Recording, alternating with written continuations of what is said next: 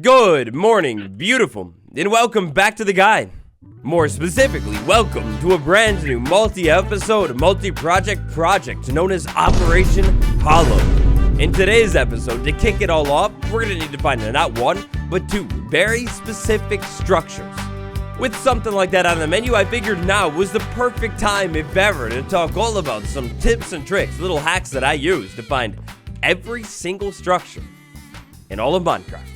So thank you all so much for standing for the intro. That was way too nice of you, but please, it's time to take a seat, sit back, and relax. This is your guide, the ultimate one, to finding every structure in Minecraft. Lava farm. So my lava farm operation, our wonderful machine we built so long ago, look at this thing. Down below ground is fully filled up. Up above ground is fully filled up. And inside of the chest, well, it's not fully filled up, but it's going crazy with the lava. This is where we need to start our adventure today. You see, it's pretty simple.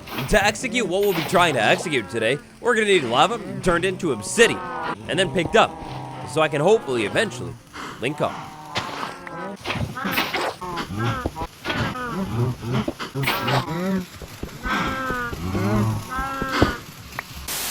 So as always, a bit of general information before embarking on our big adventure today.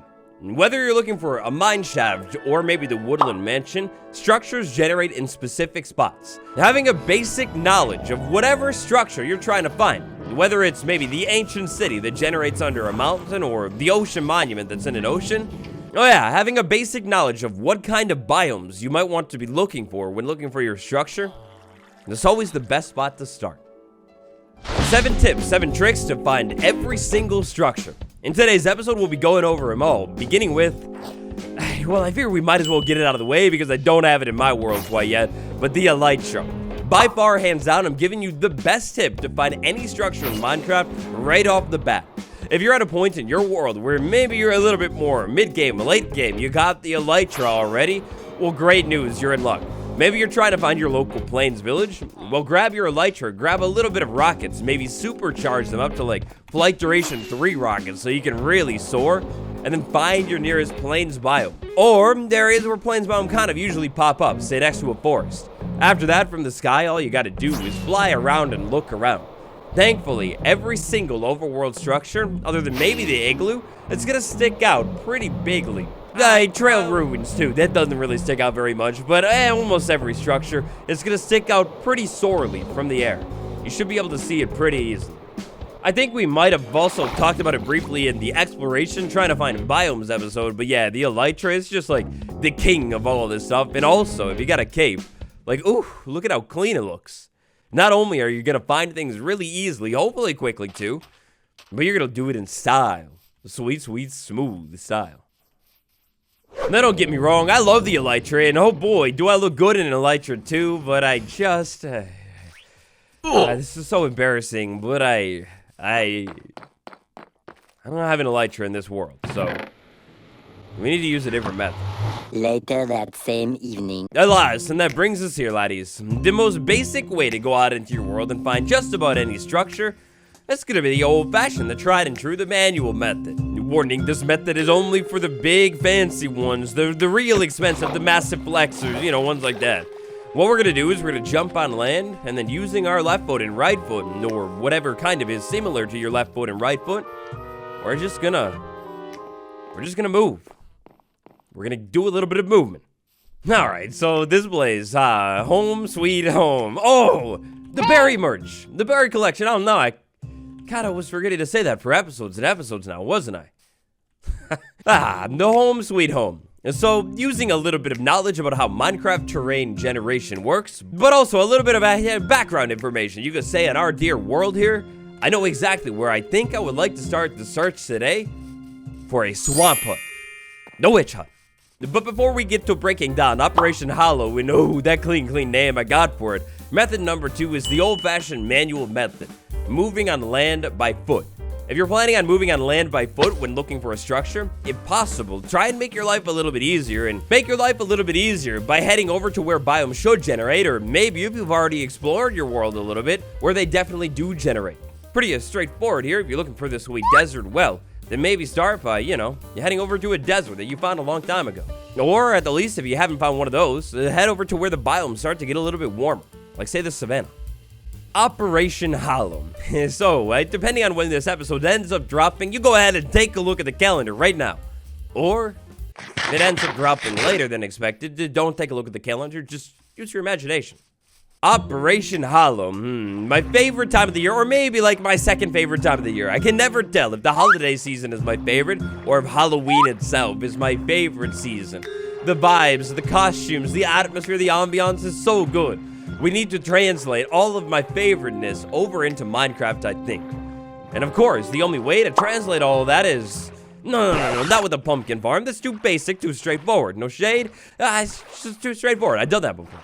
It's so tricky. The village, I would put it in danger, but like, with this whole project, I almost feel like I should stay up at nighttime and think about it.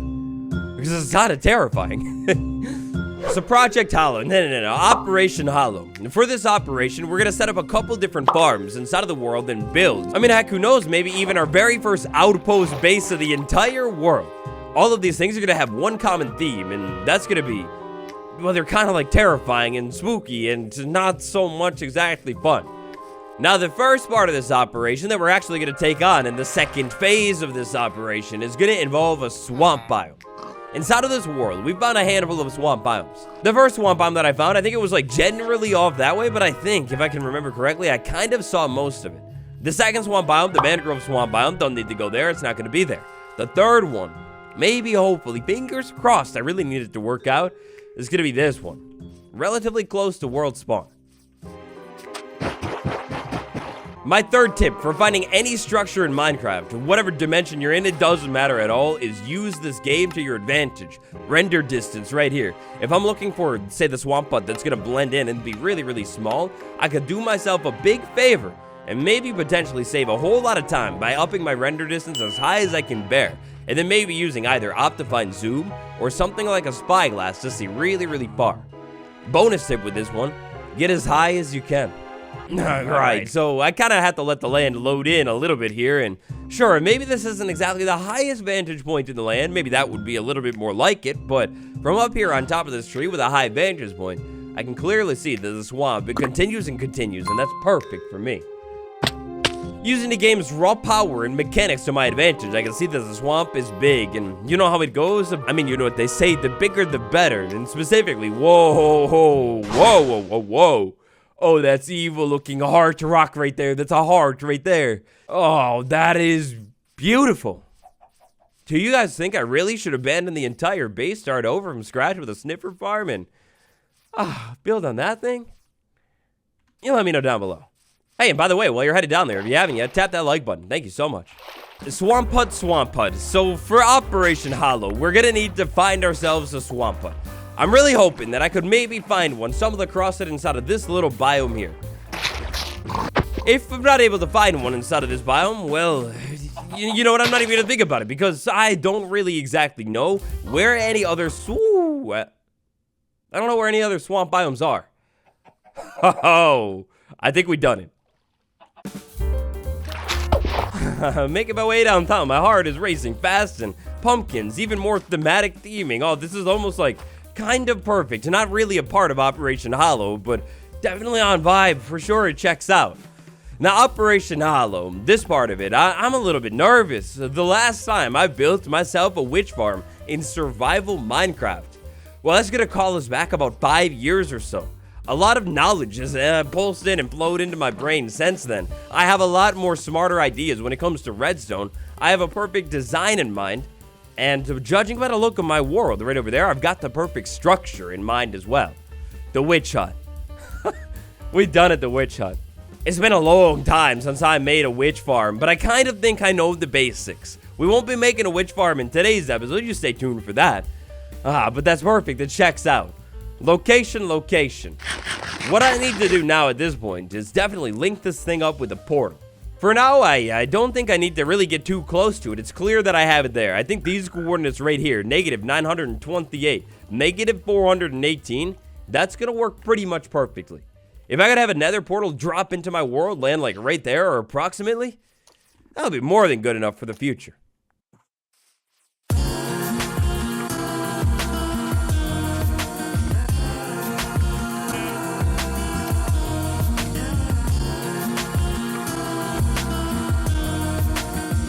Inside of your world, when looking for a structure on foot, head out into hopefully an area that is going to be relatively close to whatever biome you need for that structure. If you wanted to, you could maybe expedite things a little bit with, say, a camel or a horse. Or maybe not. Minecraft biomes are tricky. If you're going to end up having to move through, say, a dense forest or something like a camel or a horse might be really annoying. It might be better to just move on foot and definitely crank that render distance up as high as you can, and then get a real eye. I mean, it's straightforward. Save yourself a little bit of time. The higher you get inside of your world with the high render distance, the more you'll be able to see. From this one spot right here, I can stand and oh my gosh, no way. From this one spot right here, I can actually see the jungle. If I was looking for a jungle temple, well then, like right there, I'd know to head off that way. I feel like I can see something else, like right there too. But what if I told you don't have to blindly run around your world forever? Or at least you won't have to blindly run around your world forever. Because welcome to the future, baby. Alright, so to make this a true timeless guide here, I would like to talk a little bit about Minecraft 1.20.2, or heck, maybe even Minecraft 1.21, the future. So depending on your situation, circumstance, where you live, everything like that, what you've heard about, you might have heard about villager updates coming to the game relatively soon, maybe not so relatively soon. Either way, villager updates eventually will be making it to the game. The cartographer villager will eventually sell maps to other biomes. You could use these maps that the cartographer is selling to maybe get yourself a little bit closer to a biome that you're maybe like actually targeting here without having to blindly run around your world and hope that eventually you find the savanna biome. Now, even more cool, we could actually expand that. So that plains villager, it just sold me a taiga map. That's pretty cool. Let's say I had maybe a savanna cartographer over here. We'll go ahead and basically start things off the same with a whole lot of paper sales, Michael Scott or something. After that, the villager does his thing, levels up, and boom, not one but two. We have a plains map right there so I can find the plains, or a desert map right there.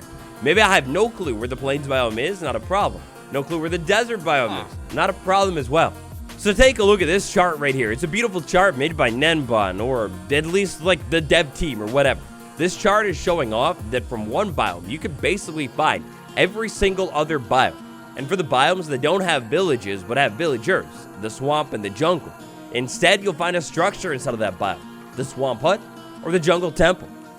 This is actually such a cool, fire, and big brain way that the devs have cooked up with like actually being able to explore your world and find specific things that you might need like a whole lot quicker than you would have ever before. Like just like that, I've located the desert and boom, the nearest jungle temple.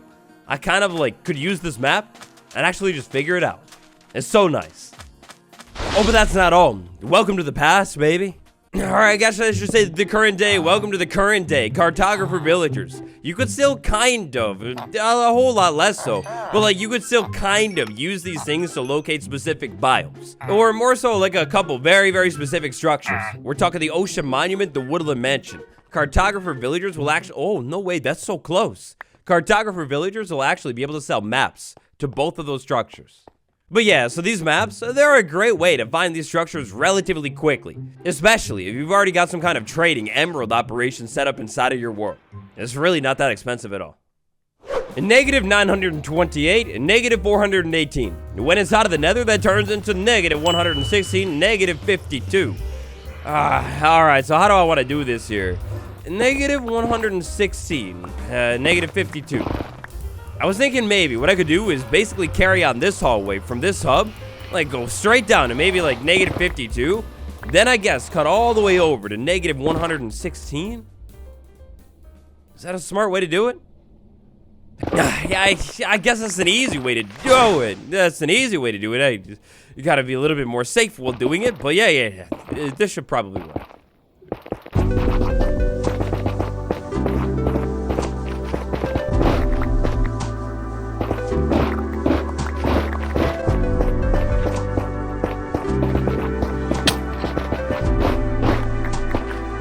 Negative 116. There we go.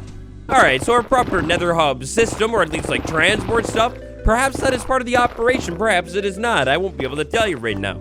Listen, pal, old buddy, all that I know is for sure is right now I should be able to make this nether portal light and slide on through the nether portal. Hopefully it's not going to be nighttime. And boom, I should be right at the footsteps of the witch hut that I need. Oh, I'm on top of a tree. I'm in the swamp. Alright, and... Haha! I am right at the footsteps of the witch hut that I need. Oh, that's beautiful. That's perfect. Now, while I was digging this tunnel here, all the way over the witch hut, really not that long of a tunnel, by the way, I kind of hit a couple interesting spots, like this big open area right here. I kept having mobs spawn in here. I had, like, hoglins, you could probably hear them, there's piglins. There was a skeleton as well, because check this out. I moved clean through the Soul Sand Valley biome as well in here. But next up, let's actually rewind a little bit here and take it back to the ocean that we were just talking about. You see, of course, every structure in Minecraft is different. There are different specific tips and tricks that I could give you for, say, finding an ancient city, or maybe even finding a mine shaft like we talked about before. Let's say you were trying to find a structure that is inside of the ocean, or maybe down at the bottom of it. First things first, the obvious one. The big part is boats. Now take a look at this. If we jump inside of a normal boat and kind of like look around on the screen here, as we can see, like, the boat is a boat, but it's also a little bit obstructive. Technically speaking, if you want a water vessel that has the least obstruction possible, you're gonna want to grab your hands on a raft here. The raft has less sides, so you could, like, see, like, I don't know, approximately 7 pixels more.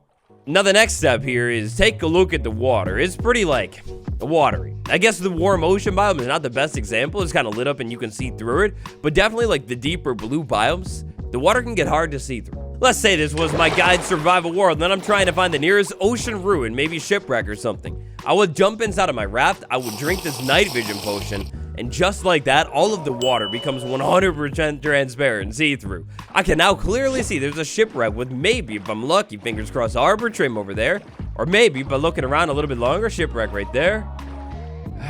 Anywhere? I'm looking for an ocean ruin. Like I said, more specific tips for specific structures, and we've talked about some of them. We'll talk about some of the other ones a little bit later on. But generally speaking, when looking for any water structure at all, it's night vision plus the raft. If you want to, use this little trick I showed you before, where you basically lower your camera clean up against the water line. If I can get it just right, you know, something like that, then you could see even more. Night vision plus a boat plus this little hack right here, you can see for miles around. Also, keep in mind that oceans are flat and open, so that little render distance trick that I told you earlier on, oh, it's key for an ocean. There it is. I knew I'd find it eventually. Oh, and also, I just want to give a big shout out to our best friend today, the Spyglass. If you don't have Optifine, do not sleep on the Spyglass. Minecraft Bedrock Gang, the Spyglass is going to be a big help when trying to find specific structures, especially if those structures start to get a little bit smaller. This guy's great. But so far today, we've talked a whole lot about structures that are, like, relatively easy to find in the grand scheme of things. Like, they're not fully submerged or buried and covered up by other blocks. How would you go about finding the underground structures? For this one, it's a little bit of a throwback, but really not that far of a throwback. The Big Cave-in episode recently, when we were finding every single cave biome in all of Minecraft. Whether you're looking for a mine shaft or an ancient city, I can highly recommend the biggest caves inside of your world. When looking for any kind of buried, submerged cave structure, if you can find a big cave and maybe just cruise around inside of that thing, walk around, well, hopefully, before too long, you'll be able to stumble upon the structure of your dreams, whether that's the ancient city or the mine shaft. Now, keep in mind, if you're watching this for the ancient city, that the ancient city generates in a very specific spot, underneath big, giant mountains typically, so maybe try the big caves over there. For any of the other underground structures, though, it literally doesn't matter at all. They will generate in every single biome, up high, down low, you know, everything like that. Oh, and you know, I guess right now I should give a small shout out to the stronghold. I don't have any Eye of Ender, so the Ender chest will suffice, but of course, if you're trying to find the stronghold, another fully buried structure, start with the Eye of Ender. Now, the second structure we need to get our hands on today is actually an underground structure, and a little bit more specifically, an underground structure we found multiple times inside of this world. I need to find a mine shaft. I'm looking for a mine shaft because that is going to be the easiest way to set up a string farm. I really wish I found a spider spawner, but I don't think I found a single one inside of this world. I have found a mine shaft over here at the base, except it's not really over here at the base. You see the river all the way at the bottom of the fjord. It kind of gets chopped up a little bit. I would need to follow that around to that big bend right there, maybe a couple hundred blocks over, and then eventually, after swimming through a water cave, I'd find a mine shaft. What I'm saying here is, long story short, it's a mine shaft, but it's a little bit far away from my liking. So, method number 7. Step number 1, the world seed of the world. The seed of this world is D's. Step number 2, the specific coordinates that you're at, about 1,100, 1,500. Pretty easy to remember. After that, it's over to the most useful Minecraft finder of all time. There's a little friend called CHUNKBASE. I'll drop a link down in the description.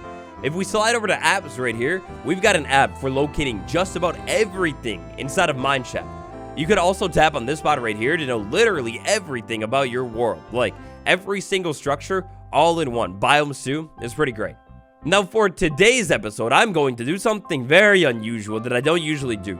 We're going to go ahead and use the Mineshaft Finder. I'll show you how it works, and find us the closest mineshaft possible. We find the specific structure finder that I need. After that, we double check that the version is correct. I'm on Java 1.20.1. That's perfect. After that, using the seed inputter right here, we're going to go ahead and input our seed, D's.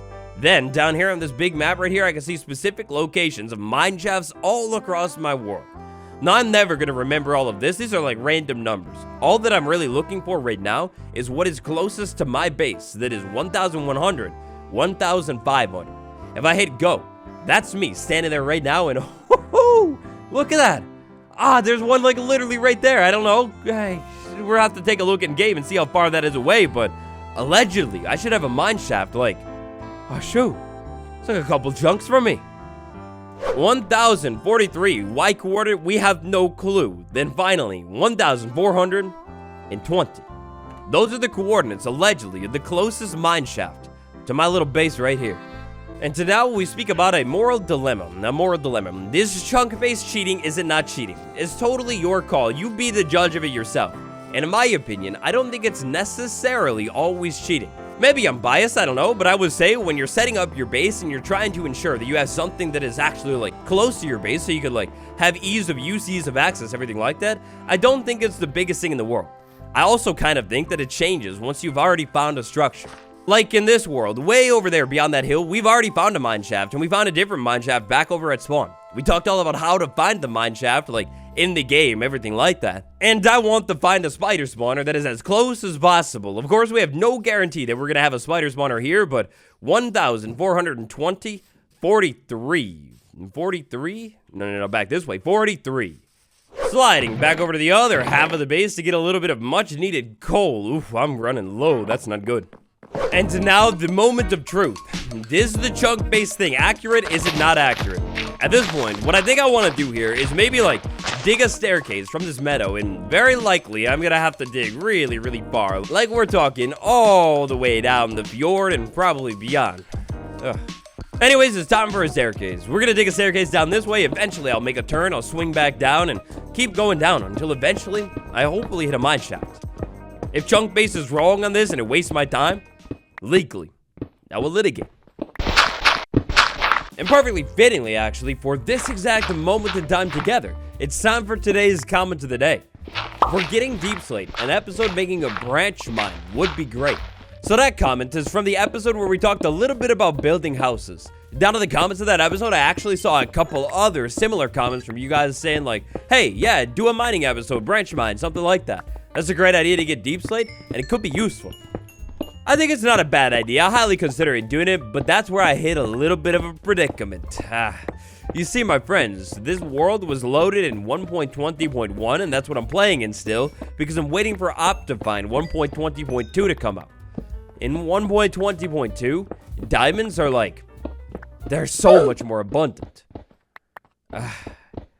Should I reset chunks, like near the base, kind of off to the side or something, or... oh no, I want the sweet diamonds. Okay, so this could mean nothing at all, but a dripstone block. I feel like dripstone blocks only generate when there's like caves, right? So there should probably maybe be a cave, or am I crazy? Is this gonna go down into a cave or nothing, or oh, it does go into a cave. And that's a really square looking cave too.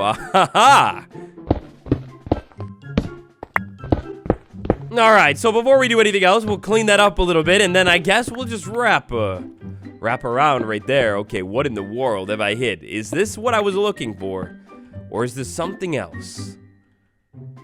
Aha. It might be something else.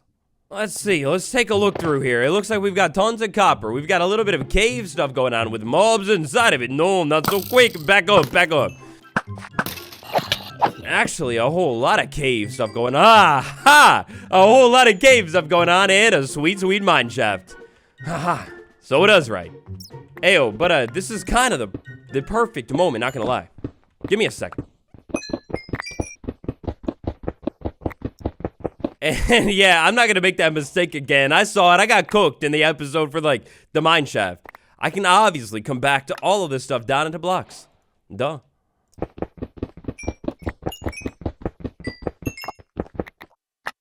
Alright, so look, this cave here, this is kind of a blessing in disguise. I'll definitely come back to this thing a little bit later on and extract even more resources. There's a whole lot down there. But instead, knowing that a mine shaft is right down below us, what I want to do next is turn the staircase and get back to business.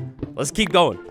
Real quick here, I'm thinking we go back up the staircase a little bit. Temporary chest right there with all of the valuables that I'm picking up. Then it's straight back down to mining until... Haha, I see it. I almost missed it, but we find the world's biggest chunk of copper, like ever. Like, seriously, look at the stuff in my inventory. It's filling it all up. And anyways, biggest chunk of copper, a little bit more staircase until, boom, eventually, it is inevitable. We smash ourselves straight into the mine shaft. So mine shaft. Looky here, listen.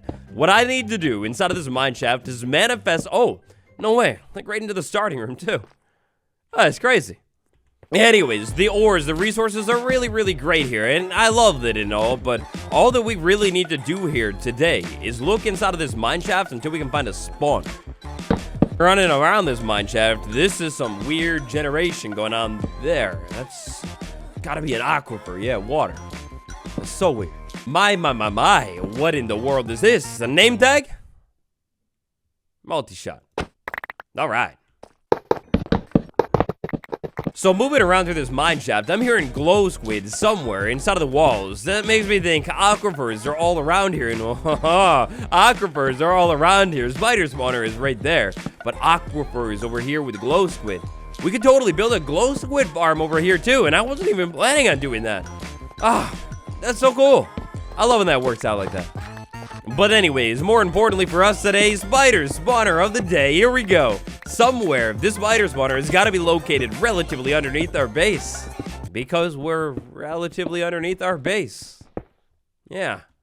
Now what I would like to see here is, does this go anywhere? If by chance, maybe we could find not one, but two spider spawner over here.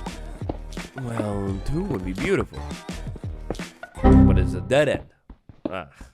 Hey, oh, wait a second, hold on. I swear I'm hearing it, listen. Do the thing. Nah, they're not doing a thing, but I swear I'm hearing spiders over there. There has to be another one.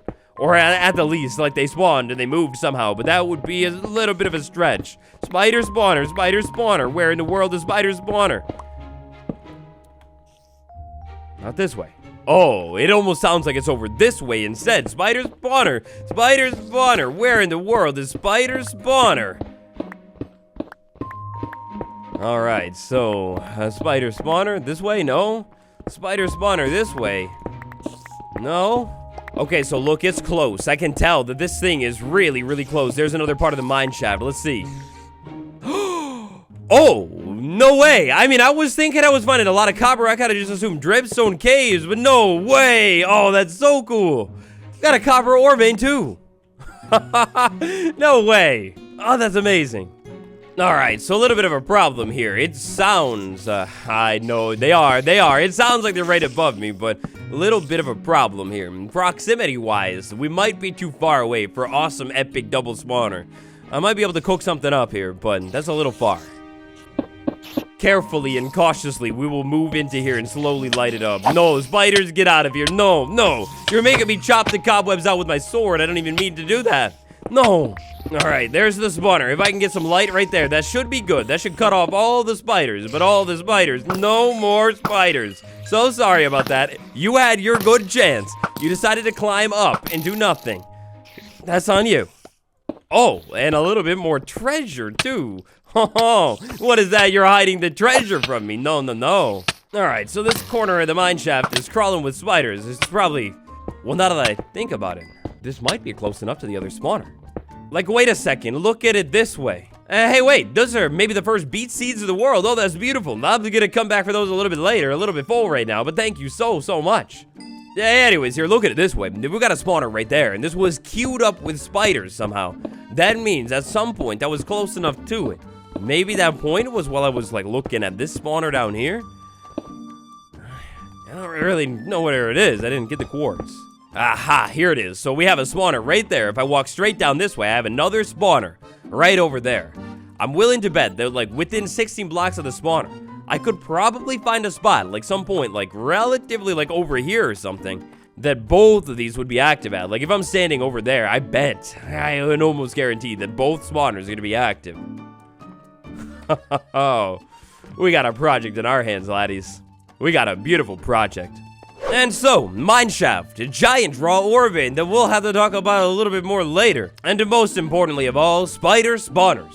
That is, mission accomplished. Now for today's episode, to work our way out of the mineshaft, I definitely remember cutting into the mineshaft from like right over here. This is the weird connection. What I think I could do, I could probably do it off of my memory here, is straight down this hallway with the weird andesite bridge. That's gonna lead me over to the spawners that I need. Oh, that's a lot of tough.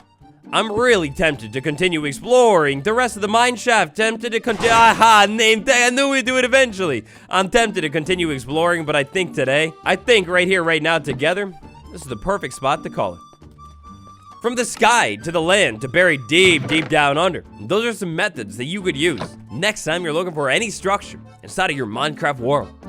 I hope today's episode will help you the next time you're looking for anything specific inside of your world. If you happen to be looking for anything a little bit more specific though, like say a mineshaft and another fortress, then check out the series playlist, because there's a good chance I got an episode on it. Now a little bit of an announcement here at the end. The bonus build saga will be taking a pause during Operation Hollow. The main reason is because some of the stuff that we'll be working on in Operation Hollow isn't even over at the base. With enough support, I will bring it back after. For early access to episodes, just check out my Patreon, and for world downloads of this world, including a recent one, episode 40, become a channel member today. If you enjoy this series, the episodes, smash like and subscribe. It helps out. Until next time, my friends, this has been me, Waddles. I'll see you in the next one. Goodbye.